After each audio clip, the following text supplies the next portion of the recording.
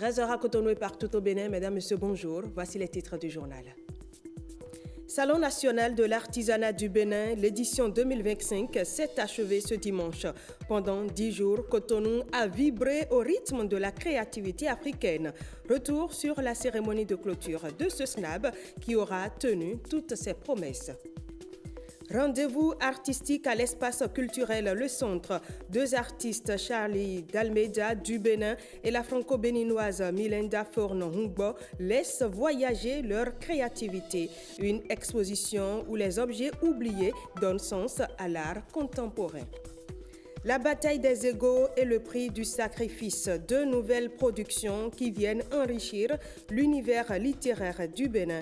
L'auteur, le jeune écrivain Eden Angelo Hunjo, les a présentés au public à Porto Novo. Le point à suivre. Cotonou a vibré pendant 10 jours au rythme de la créativité africaine. L'édition 2025 du Salon national de l'artisanat du Bénin s'est achevée ce dimanche en apothéose avec plus de 150 stands, des défilés de mode, des remises de prix et une ambition renouvelée, celle de faire rayonner l'artisanat béninois au-delà des frontières. Retour sur une clôture festive et pleine de promesses avec Hilaire Kodjo et Rodrigue Blondomain. Le génie créateur béninois et africain a brillé de mille feux à Cotonou. Les rideaux sont tombés sur la 19e édition du Salon national de l'artisanat du Bénin SNAB, une initiative portée par le Fonds de développement de l'artisanat, en partenariat avec la Chambre des métiers de l'artisanat, le Conseil économique et social et sous la bienveillance du ministère des petites et moyennes entreprises. Je voudrais vous rendre un vibrant hommage et exprimer toute notre admiration et estime pour la qualité de vos expositions. Grâce à l'implication active de chacun, artisans, institutions publiques, partenaires techniques et financiers, visiteurs, acheteurs, cette 19e édition a connu un véritable succès.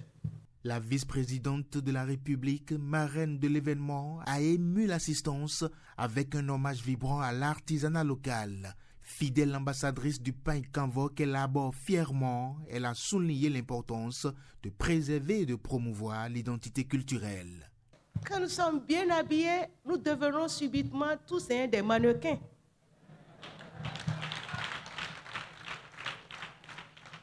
Nous marchons fièrement, la tête haute, nous bombons même le torse, quel que soit l'âge. Le gouvernement du Bénin, sous l'impulsion de son Excellence, le président Patrice Talon, continuera de mettre en œuvre des politiques ambitieuses en faveur de la professionnalisation du secteur de l'artisanat, de l'accès au financement, de la formation et de la modernisation des outils de production.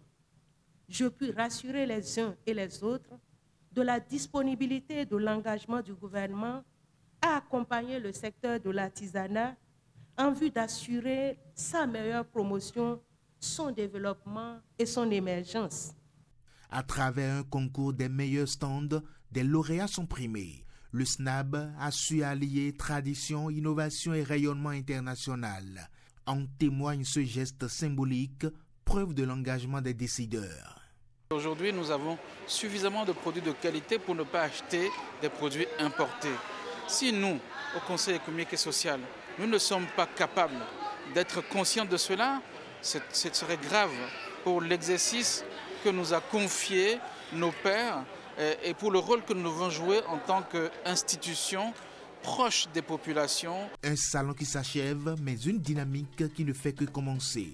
L'artisanat béninois s'ouvre au monde, porté par ses traditions, son savoir-faire et une volonté affirmée de conquérir de nouveaux horizons. Et vous les avez peut-être ressentis, ces vibrations du Palais des Congrès au rythme des créations locales, de découvertes, d'expositions et de formation des artisans. Et si vous n'avez pas pu y être, voici les impressions de quelques forains et visiteurs présents sur ce grand rendez-vous du génie créatif béninois. J'ai remarqué que les artisans font de plus en plus de belles choses. Nous avons des grandes valeurs chez nous et nous devons travailler à les valoriser. Le SNAB nous a donné la joie. Nous avons vu beaucoup de bonnes créations des artisans béninois et je tire un chapeau à la CMA Bénin et à l'FDA. On voit de très belles choses. L'artisanat béninois a le vent en poupe. Je vois que franchement, il y a de la créativité dans le pays. Au cours de ce SNAB 2025, nous avons eu droit à diverses formations. D'abord 2 jours sur la machine à coudre et le phonics, ensuite une journée sur les modes de digitalisation de nos activités.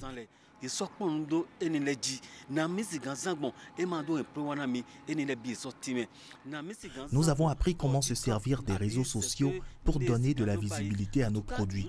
Pour moi, c'est des connaissances importantes qui m'enrichissent. Nous sommes très contents pour ce salon-là parce qu'il y a l'évolution. Lorsque les Burkinabés sont ici, là, ils sont très contents parce que c'est bien organisé, quoi. C'est bien organisé. Nous, les artisans, on avait apprécié beaucoup.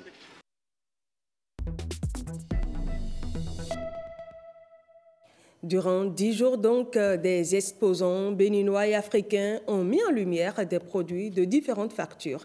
Certains, très assez innovants, ont capté l'attention.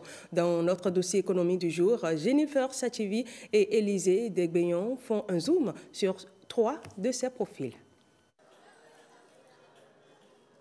La carte du Bénin taillée dans un flanc de collatier ou encore un salon complet avec des meubles, tous réalisés à base de racines d'arbres. Ce sont des chefs-d'œuvre de Mario Charlie et Dorcas, un couple d'entrepreneurs. Leur leitmotiv, combiner nature et beauté.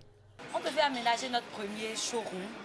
On ne voulait pas faire du commun. C'est comme ça, on est tombé sur des jeunes artisans très talentueux qui nous ont accrochés. On s'est dit, tiens, mais pourquoi ne pas travailler avec l'équipe? Quand on a fini de meubler le premier showroom, on a trouvé que c'était beau. Il y a une tête pensante derrière qui dit, bon, là, nous allons innover dans tel domaine. On va essayer tel truc pour voir ce que ça va donner. Elsie, togolaise, a opté pour la valorisation du sodabi, distillé qu'elle conserve depuis plus de 20 ans. Quant à Gloria, elle rajoute une touche de modernité et de convivialité aux jeux de société. Nous avons remarqué que les jeux vidéo, les téléphones occupent la majorité de nos temps. Entre parents et enfants, il y a plus ce lien-là. Et donc, c'est suite à tout cela que nous avons proposé ces jeux. Beaucoup d'objets ici au Bénin se gâtent très vite. Donc, nous avons opté pour des vitres, cassables et non cassables. Nous avons aussi opté pour de la résine qui protège contre l'eau et toute autre matière. On a fait du sodabi, on l'a distillé. Et donc, on le conservait. Et après, nous avons décidé de sortir maintenant nos produits. Et je vous dis, là, on avait du sodabi de 20 ans, du 7 ans, du 10 ans, du 15 ans. Et là, on a du 3 ans, on a d'1 an. Nous ne mettons pas du produit pour sortir nos vins. Nous mettons les méthodes anciennes, l'Ipunazo. Voilà, c'est ce qu'on fait. Et notre sodabi peut rester vieillir pendant des années. Au-delà d'être une plateforme de commercialisation pour ces entrepreneurs, le Salon national de l'artisanat du Bénin a surtout favorisé des rencontres et des partages d'expériences. C'est une porte qui nous permettra de donner de la visibilité à nos produits. C'est pour avoir des contacts, c'est pour échanger. Et je vous dis, vous voyez les produits, mais ils sont finis. Nous avons reçu beaucoup de personnes qui étaient positivement surprises et puis qui se disaient waouh, est-ce qu'on peut transformer telle chose, on peut utiliser telle chose pour faire ça. Donc je peux dire que le SNAB, c'est une belle vitrine pour nous et puis nous encourageons les promoteurs à continuer. Pour l'édition 2025 du SNAB, 150 stands dont 120 pour les artisans locaux et 30 pour les institutions et artisans étrangers ont permis aux exposants de mettre en lumière leur créativité et leur talent.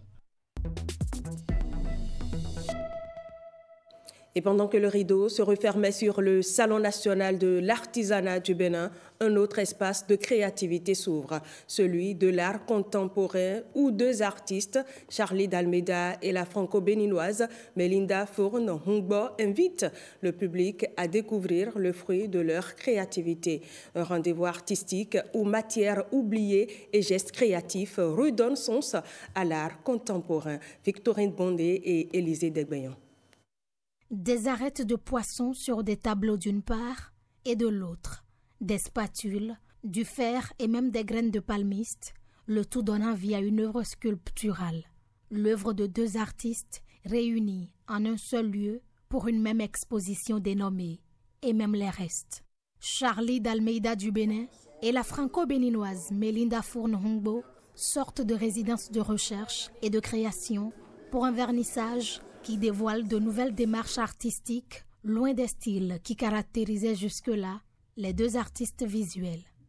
Le choix de ces spatules et de l'association du métal et du bois s'explique notamment par ma première visite du petit musée, du musée de la Récade, qui se trouve à quelques pas d'ici.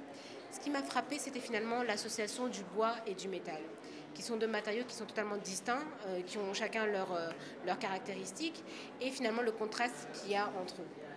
Donc, dans cet espace, vous avez 9 spatules sur lesquelles je suis venue entrelacer, coller, clouer du métal sur ces pièces. C'est une suite d'un travail que j'avais commencé, mais que j'ai approfondi ici durant les 3-4 semaines, qui consiste à aller rechercher les arêtes de poissons, ce qu'on peut appeler les squelettes, pour leur donner le sens de, je veux dire, la résilience. Pourquoi? Parce que j'estime que l'os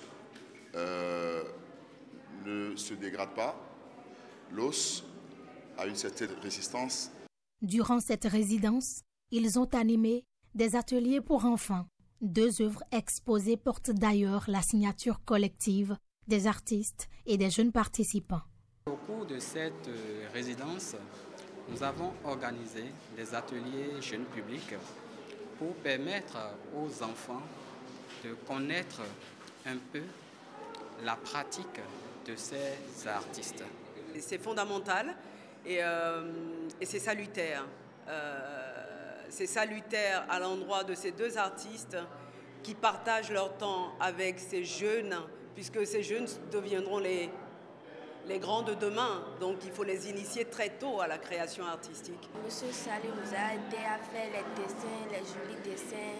J'étais heureuse, tellement heureuse. L'exposition collective et même les restes est ouverte du 29 août au 31 octobre 2025. Un rendez-vous pour découvrir un dialogue inédit entre peinture, sculpture et installation où l'art se réinvente jusque dans les moindres détails.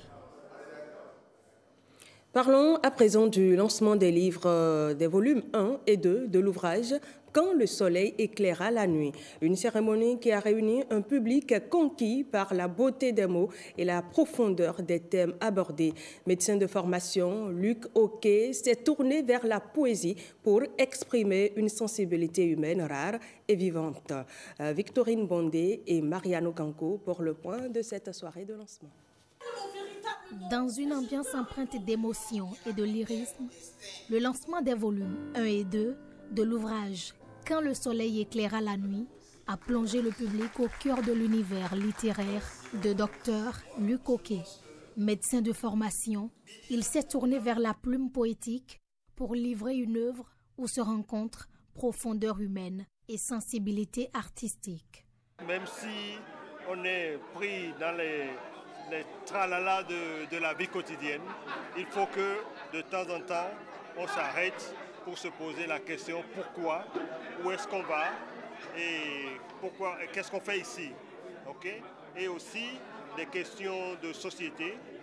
Il faut qu'on se demande pourquoi notre société, la société dans laquelle nous vivons, pourquoi il y a de l'injustice, pourquoi il y a des guerres, pourquoi est-ce qu'on s'entretue.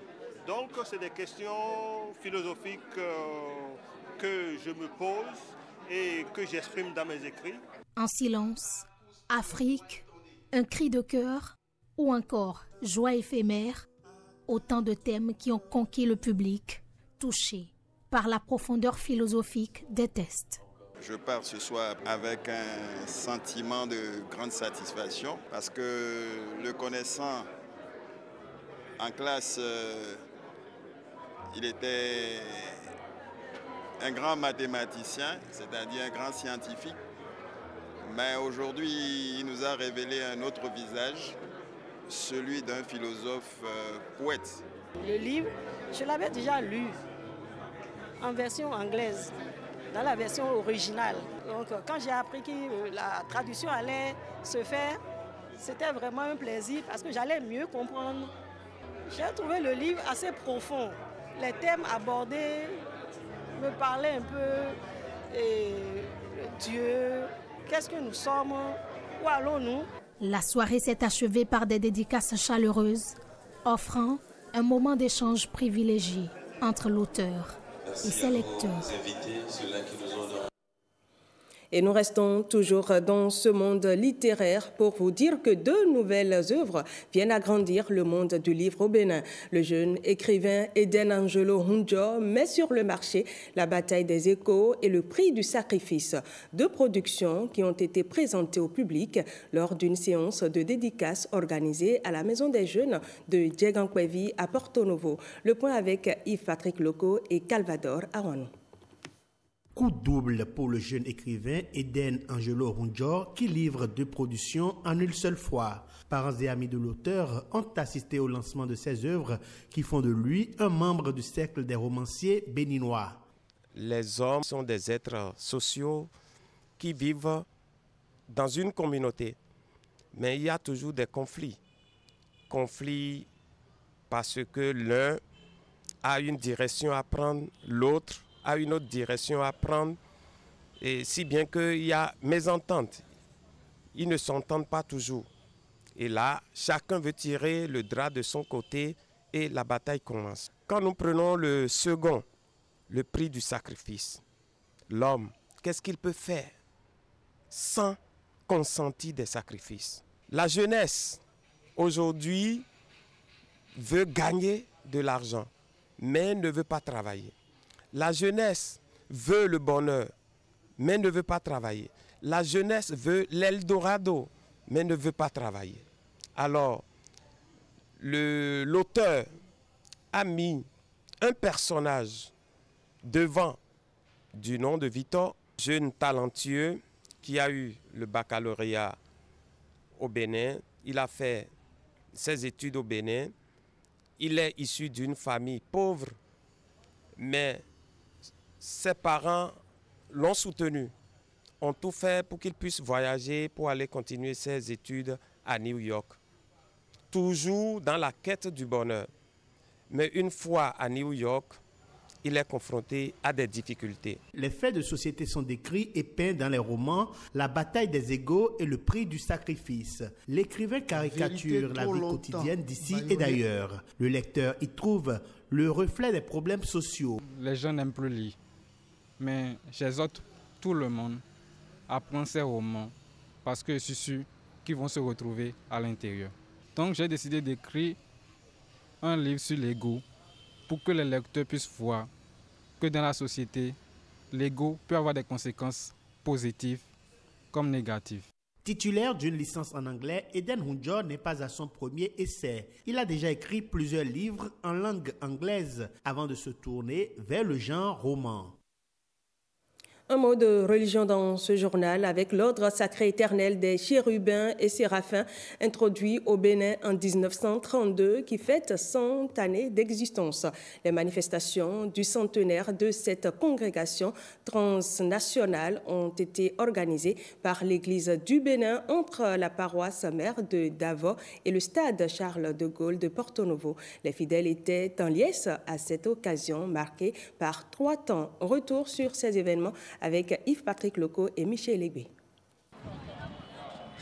Il y a 100 ans, Moses Orimolade Tournolaché fondait l'ordre sacré éternel des chérubins et séraphins, un cercle de foi et d'engagement célébré dans la ferveur. 2 caravanes simultanées, l'une quittant le carrefour du Cinquantenaire et l'autre le carrefour Kachi à Porto Novo. Les caravaniers ont fait une jonction avant de se rendre à la paroisse mère, située au quartier Tokota Davo, dans le 5e arrondissement. Le nouveau recueil de cantiques en langue nationale Gungbe est officiellement lancé à l'occasion de ce centenaire de l'église chrétienne des Chérubins et Séraphins. Depuis que l'église est venue au Bénin en 1932, on a un petit recueil et ça ne suffisait pas. Alors beaucoup de pionniers ont contribué à la traduction en gon de ces cantiques, soit de l'anglais, soit de Yoruba.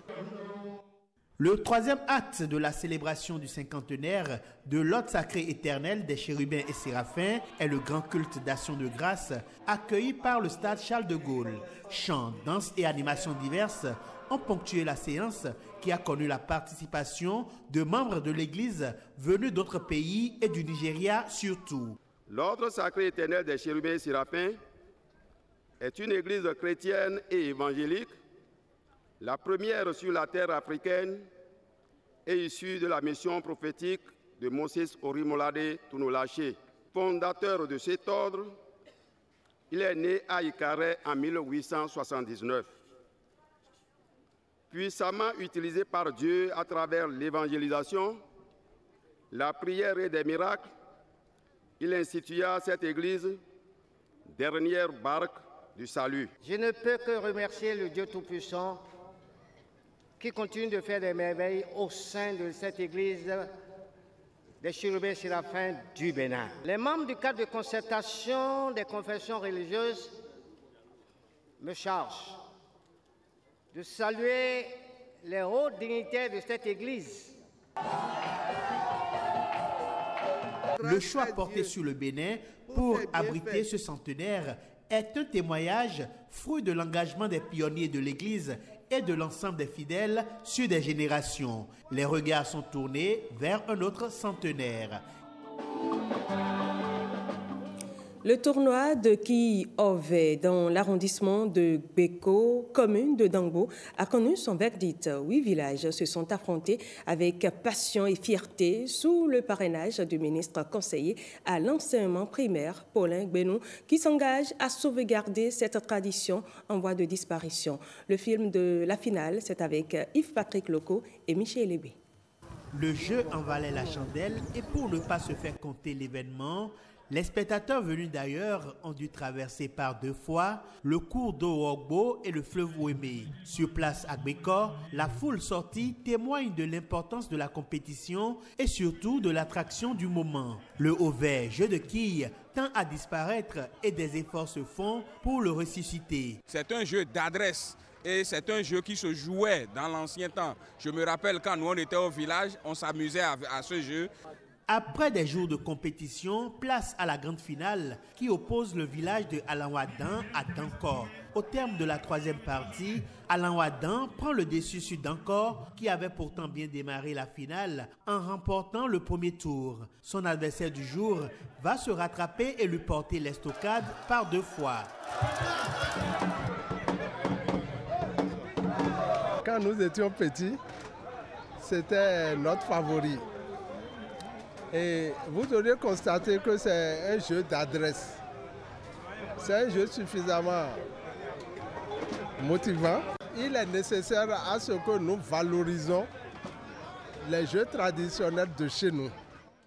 Le jeu au vert fait partie du patrimoine culturel immatériel du Bénin et consiste à faire tomber des quilles, souvent en bois, en lançant une boule ou un objet spécifique. Le but est généralement de renverser le plus de quilles possible en un nombre limité de lancers. Dernière escale de votre journal, le calendrier des marchés qui s'anime ce lundi.